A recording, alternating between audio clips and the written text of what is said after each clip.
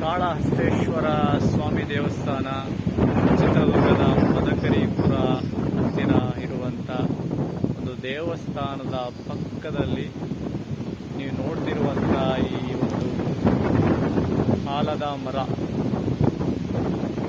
ಸುಮಾರು ನೂರಾರು ವರ್ಷಗಳು ಕಳೆದಿರುವಂಥ ಒಂದು ಹಳೆಯ ಮರ. ಇದರ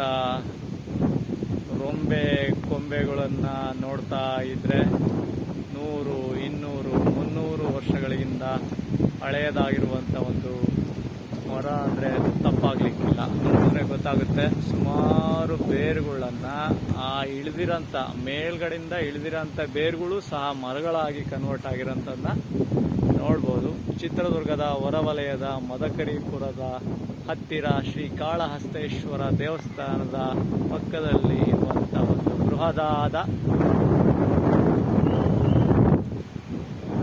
ಆಲದ ಮರವನ್ನು ನೋಡ್ಬೋದು.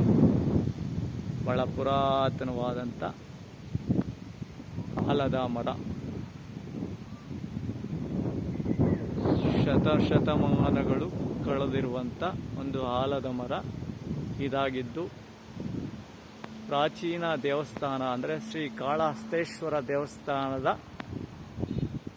ಪಕ್ಕದಲ್ಲೇ ಇರುವಂಥ,